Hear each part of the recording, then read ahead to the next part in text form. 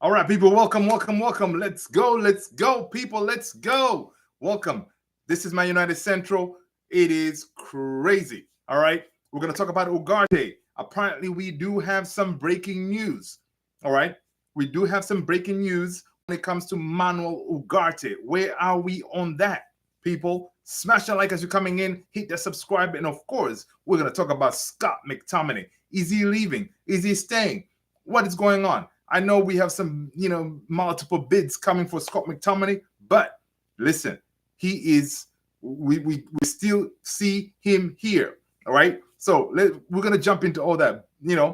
So talking about this breaking news that we're seeing today, right? Let's jump into that. Okay. So listen, backstory a little bit comes to Manuel Ugarte, right? So, according to reports, right? According to reports, when it comes to Manuel Ugarte, it goes like this: Manchester United are willing to wait until the transfer deadline day, right, to try to sign Manuel Ugarte. People, smash that like as you're coming in. Hit that subscribe if you haven't done so. You know what? This is my United Central. People, we're going to talk about everything Ugarte, McTominay, and everything else, right? So, according to reports, this is according to the Guardian, basically it's reporting that Manchester United are willing to wait until the transfer deadline day to try to sign Manuel Ugarte. Right? Um, there does not have to be any outgoings. So basically, initially we thought, like, listen, in order for us to bring in any player, right, they need to be outgoing. But according to this report, there does not need to be any outgoing to finance the deal, right? Although Paris Saint-Germain, they're asking for 51 million valuation, which is close to 60 for Ugarte, right? And of course, United, they deem that as too high. There's a belief that the French champions may reduce it as the deadline nears, right? So, what's going on, people? Smash a like as you're coming in. Hit that follow and share that stream. That way other people can enjoy it. I appreciate you guys being here, right? All right, let's go on talking about Ugarte. So Ugarte could be purchased now by United should PSG lower their asking price. But of course, we know Ten Hag and the sporting director Dan Ashworth are prepared to bid to buy their time until basically to force that reduction, right? People smash that like as you're coming in, right? Because it's a waiting game. Right now, we know Ugarte is there. He wasn't part of the team over the weekend when they played. He's not part of Luis Enrique's team. He was told, like, listen, you have to leave. So United are basically the only team going after him at the moment, right? So United and Ineos, they're willing to play the long game, right? So the report is saying, listen, United are intent on making more sales before the window closes, and the window closes at 11 p.m. on August 30th, right? So they intend to bring in more, but the club would like to obviously make outgoings because we want to see outgoings in our team, guys, right? So the players that United could be listening for offers include Victor Lindelof, Casemiro, Anthony, Jadon Sancho, Scott McTominay, and among others, right? Now, talking about Scott McTominay, here's the thing. Fulham are interested in Scott McTominay. Basically, Fulham did lodge a bid for around 20 million at the start of the month, and yet United do not need to sell Scott McTominay or any other squad member to finance the deal for Ugarte, right? So we know Fulham did bid that the 20 million. I think they also did another bid for like 25. Both bids were rejected. But according to reports yesterday, we heard that Fulham, they are willing to, to come to the price that Man United want, because Man United wanted between 25 to 30 million, preferably 30 million. So according to reports yesterday, Fulham, they are willing to, come up with that 30 million bid for Scott McTominay, right? So you would think, okay, now it's the time. Okay, Scott McTominay, could be heading out of the door. Well, it doesn't look that way, right? We thought that, listen, it's 30 million. That's what we want. Good. right? But it is, it looks like that may not be the case for when it comes to Scott McTominay, because now that we see reports that Fulham, they have, this is crazy. Fulham have decided, right? Because the other target, if we didn't get Ugarte, we were talking about as a backup for Burge, right? Sander Burge, that was our backup. And guess what? People smash that like as you come in. Zaid, welcome, hello. People share the stream. If you haven't done so, if you haven't hit that follow, smash that follow, people, right? So, United were like, okay, we're going to work on the Ugarte deal, and then maybe we can bring in Sander Burge as a, backup. But you know what? And Fulham yesterday, they said, oh, they'll be willing to, to match our 30 million valuation for Scotty. That way Scott McTominay can, head to Fulham. Guess what? Fulham, according to this is also breaking, Fulham are close to signing Sander Burge for a fee of 20 million plus 5 in add-ons, right? Basically, the report is saying that, this is according to Laurie Whitwell, Sander Burge is traveling to London and has a medical booked for tomorrow, right? So again, it's a curveball there, right? We thought, okay, we can go for Sander Burge, but Fulham is like, you know what, Man United, you guys are playing too much, right? We're gonna go for Sander Burge, who can probably do almost close to the same job as Scotty, but I don't think Sander Burge can give you the goals that Scott McTominay can give you, Fulham. But it is what it is. So it looks like that Sander Burge option for Man United is going to be gone, because hey, Sander Burge is traveling to London to do his medical, and most likely he's going to be a Fulham player by maybe tomorrow or something like that. So it's I mean, this news is crazy. So now the only other team that they're bidding, because initially it was Fulham and Napoli, right? Right. So it was Fulham and Napoli, but now it looks like, okay, Fulham, they're out, so it's only Napoli that they are willing maybe to negotiate. And I think Galatasaray also from Turkey, they're willing to, to negotiate when it comes to Scott McTominay. So that being the case, so now it's only, I don't know if Napoli, we know that Conte liked Scott McTominay, and he, based on the whooping they got over the weekend, Napoli, they got a really good old-fashioned whooping. So they definitely need reinforcements, right? But for Napoli now, in order for them to come for Scotty, they need to make a sale. They're trying to offload Osimhen. When they can offload Osimhen, money comes in, they can use some of that money to bring in Scott McTominay, right? That being said, also on the side of Scott McTominay, we have a manager here on Eric Ten Hag who, they've said, listen, if Scott McTominay does not want to go, we would rather keep. And Ten Hag likes the idea of having Scott McTominay as a backup, because, like we saw when we played the game on Friday, right? He brought in Scott McTominay, and had Xerxes didn't, extend his foot to bury that goal, maybe Scott McTominay would have scored. So Ten Hag likes that idea, right? He likes the idea of having a player like Scott McTominay in his back pocket. That way he can chuck him in, in case of emergency, because Scott McTominay can crush the box very well. And, even Ruud van Nistelrooy, he had said at one point that I think it was Ten Hag or Ruud, they were saying the way they're training Scott McTominay now, they want to play more in advanced roles, right? In that 10 kind of area, because, he has the nick to find the goal. So I don't know, man. The way it looks, personally, I know you guys, Zaid here said, listen, I will take 24 million for Scott McTominay. I think it's a fair price. I agree with you, because listen, it's pure profit, right? Man United, just let him go. That way we can bring in midfielders that can actually contribute through the entire game. Not only when you need to find a goal, you chuck him in. Right? You need a midfielder who can maybe cover for the likes of Kobe Mainu, right? Like that game we played against Fulham, you could see Kobe Mainu was at one point close to before he got substituted, you can see that his legs, he was, he's getting tired. But on the bench, you really don't have someone who can play that Kobe Mainu role. So, again, and Ten Hag, Ineos, they all know, like, listen, we need reinforcements. That's why we're going for the number one target in Manuel Ugarte.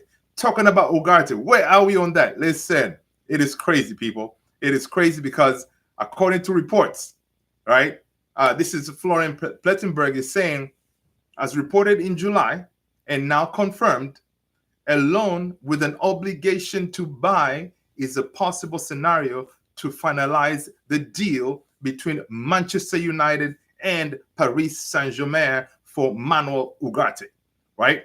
So basically, this deal structure was already discussed with Man United and remains on the table, right? So that deal remains on the table. A straight loan with an option to buy, not an option for PSG, right? So they don't want an option to buy, they want an obligation to buy, right? So that's what PSG wants. This report continues, says, let's concrete negotiations ongoing between the clubs, right? So, I mean, the difference between option to buy is the way we rolled with Amrabat, right? Amrabat, it was an option to buy loan, meaning that, hey, you try, if you like, you keep, or if you don't like, you send it back, right? One of those moves, right? So basically, PSG says, listen, if we're gonna come up with this deal, we want to, you say, hey, you're gonna try it, but at the end of this season, you're gonna have to buy, right? So again, it's one of those. It's kind of tricky because sometimes you may want to try, and then what if he doesn't work out for us, right? Then you're stuck with him because you already agreed, hey, whatever happens, I'm gonna buy this player, right? So that's the tricky part. With Amrabat, we're like, okay, we could, we can take him. Listen, right now the season is over, and we can send him back if he doesn't really work with the way we want to play, kind of situation. But this with the obligation to buy, then listen, United, you are stuck with him.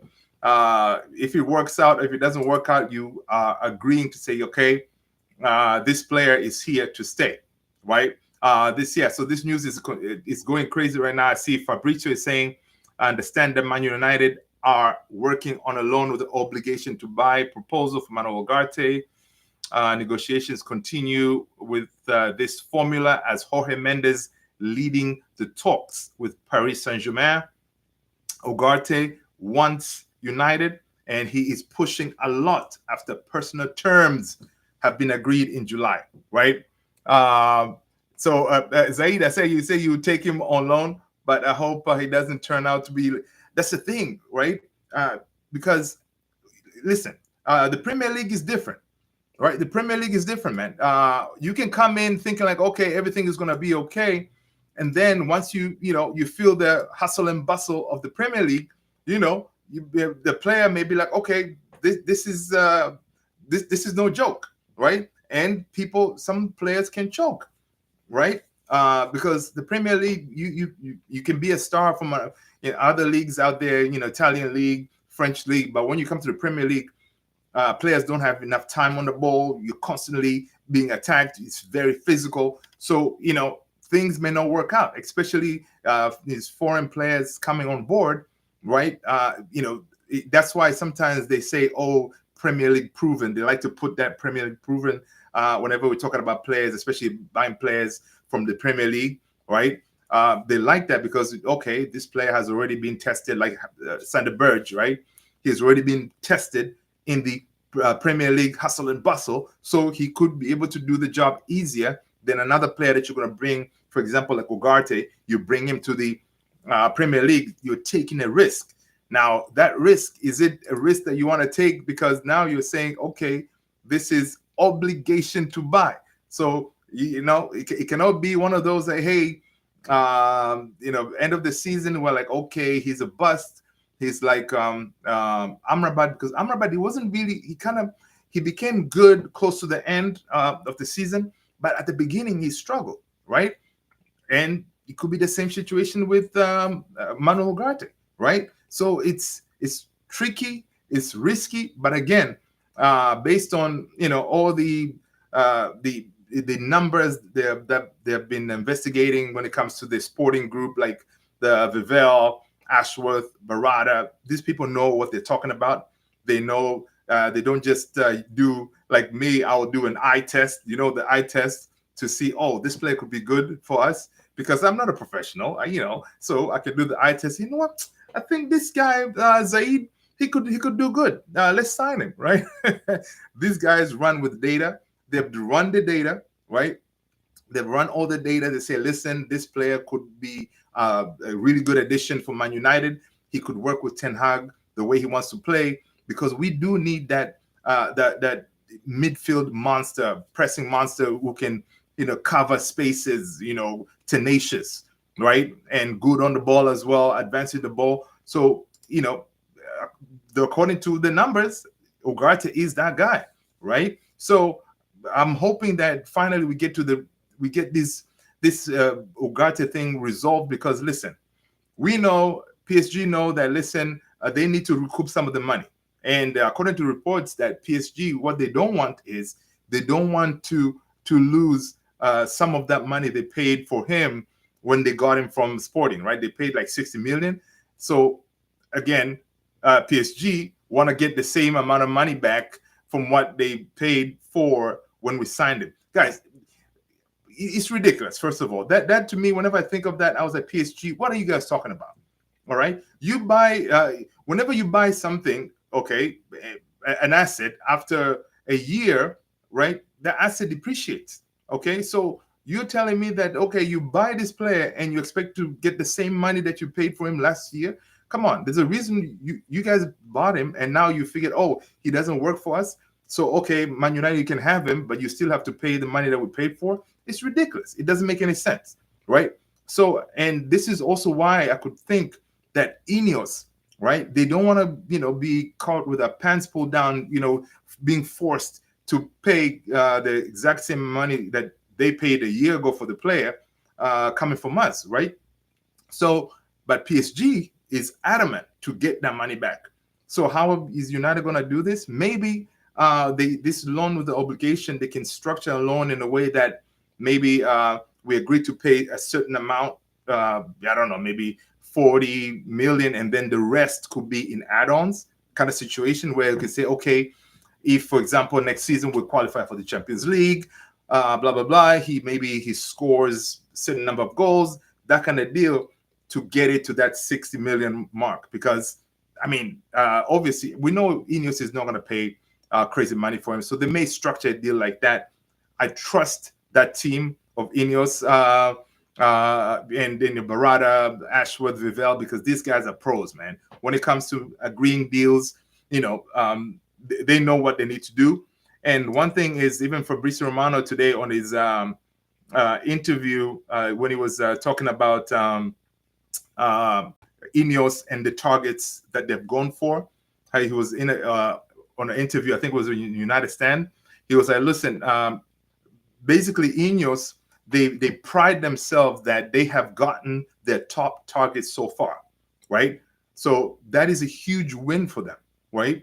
So if they don't, for example, they don't get to Ugarte, then it's a failure, right? So they pride. Fabrizio said United in Ineos, they pride they have gotten their top targets so far, and the potential signing of Manuel Ugarte is seen as the best way to complete that, right? And he said this on the United Stand when he was being interviewed. So basically, Ineos, they know, listen, the world is watching. They're seeing how we're conducting business. We're not going to be mugs here, like the way Everton thought they could just say, okay, you guys want Brunthwaite, huh? Yeah, 70 million. Yeah, pay up or get the step in, right?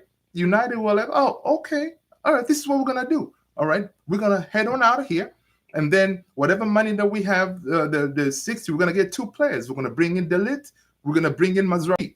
All right? So we have a center back and we have a fullback ready to go. And the 50-something million that we have in the back pocket, we're going to go and get that potential in Lenny Yoro. Because we know what? That potential, he has a chance to be the next, the next big thing, right? That's a smart business decision right there. Instead of spending 70 million on one player, Brunthwaite, come on. those kind of deals we could have probably done, back in the days of the Woodward and them, right? They could have probably done that. They were like, oh, you know what? We really want this player, man. Just pay up, man. Just pay up and bring Brunswick on board. Yeah, no, when Ineos is not going to roll like that.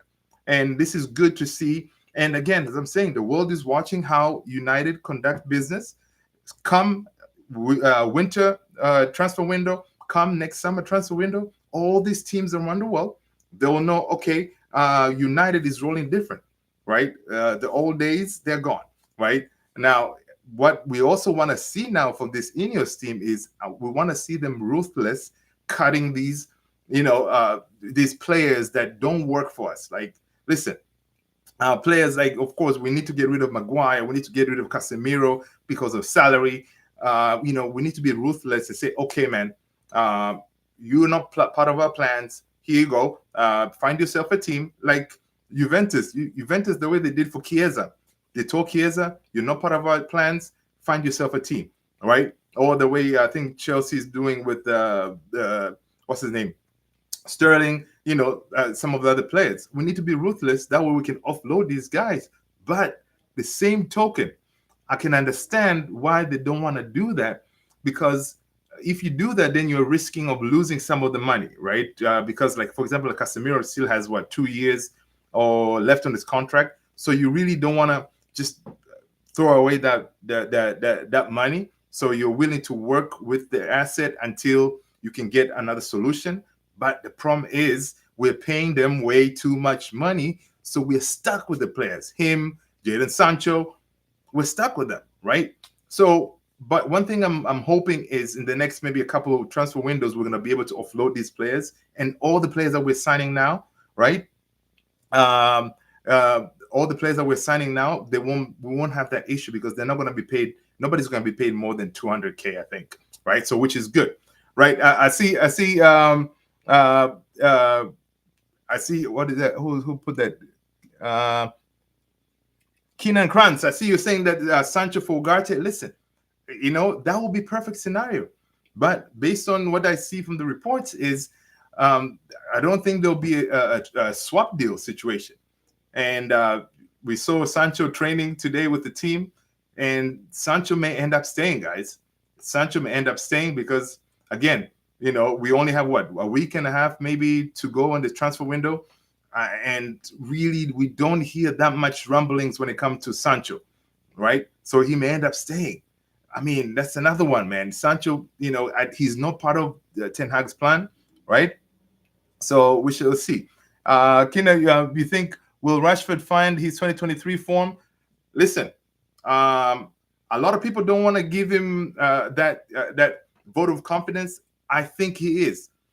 Based on the way he looked, the way he, I like the fact that he got himself out of social media. He put his head down and he went in hiding basically to work out, to focus. He looks focused. He looks kind of buffed up more. And he looks like he's playing with the way he was tracking back in the last game against Fulham. It looks like he wants to show that, listen, he can do it. And he knows everybody's going to be watching him. He's, again, another Mancunian, born and bred, academy graduate. So he also has some point to prove as well. He didn't have a really good season. So hopefully Rashford, I think he's going to have a good season for us, guys.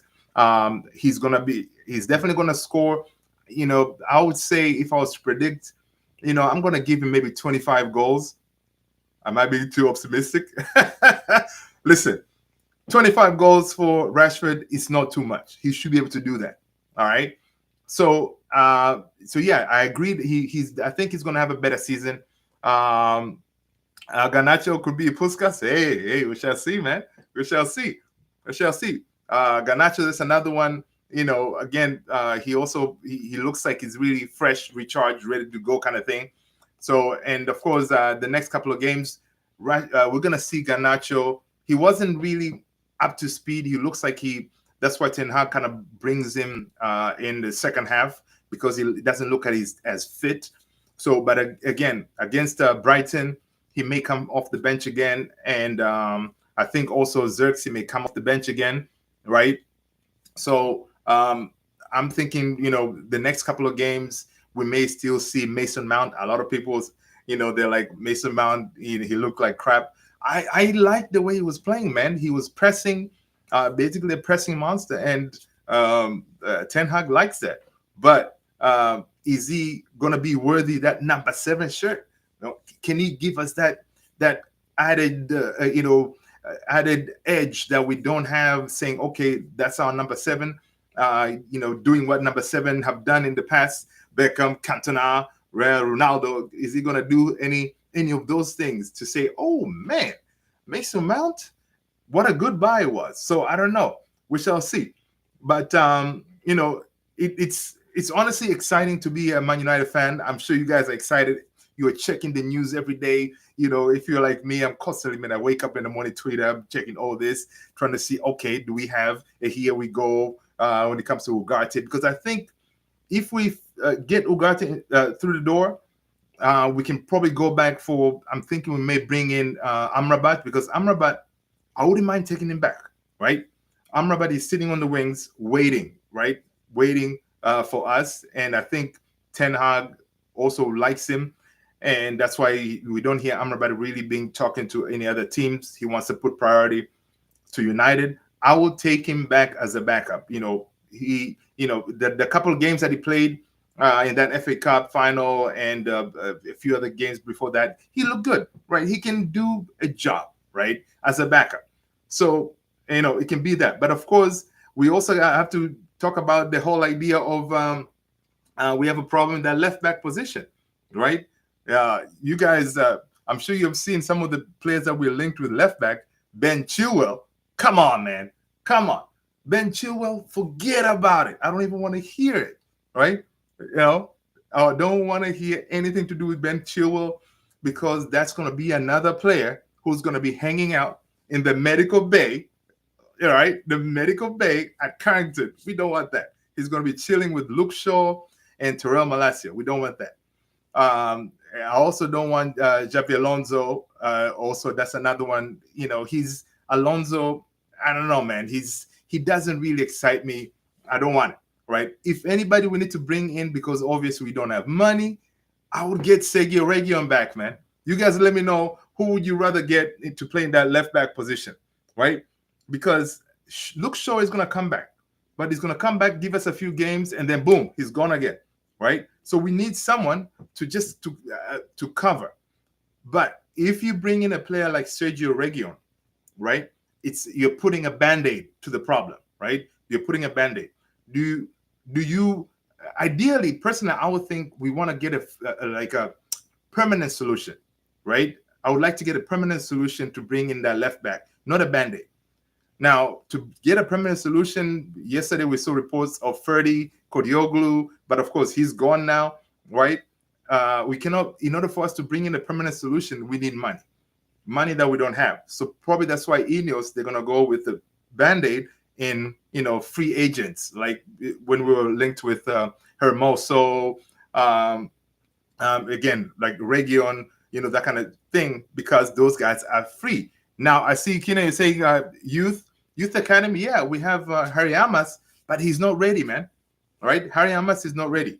He's going to be big for us. Harry Amas is going to be big for us in that left back, but he's not ready. Like right now, we need to bring in that player that, can be chucked in, ready to go, on day one. Just like the way the other day I was thinking about, what?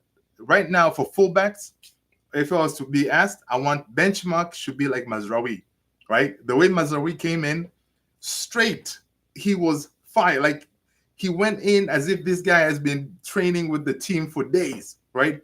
Good on the ball, good advancing the ball, good tracking back, inverting into the midfield. That's, the benchmark, right? If we bring anyone in, he needs to be able to play like that, So Sergio Reguilon can probably do that because he kind of knows what Ten Hag wants to do, how he likes to play. And also, we know that Tottenham, they want to offload him, right?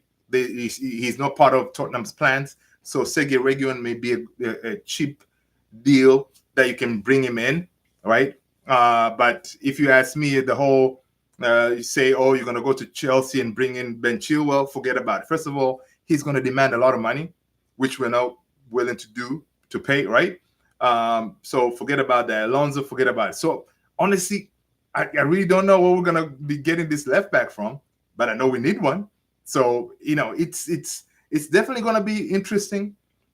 This week and a half going before the transfer window closes, but I'll be happy. I'll be happy, comfortable once we see Ugarte holding on that one of these jerseys. Those are old.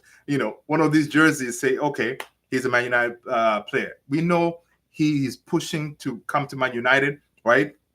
Which we shall see. People, smash a like as you coming in. I appreciate you all being here, right? We shall see what is going to happen with this team. But again, in Ineos, we trust, right? They're going to make the right decision. They know where the holes are. They're going to plug them. Yes, Rome was not built in a day, they say, cliche, right? So it means that we're not going to try to fix all our problems this one transfer window. So, there's winter transfer window, there's next summer. So for now, we're bringing Ugarte. Plus, I don't know, we're bringing Amrabat. I'll be cool with that. I think we'll be, if you bring in those two midfielders, I think top three, all right, top four should be, sealed, okay, with the trophy. That's the bottom line, right? So we that's what we want. And for now, of course, I see Keenan say like, yeah, Erik ten Hag is safe for now.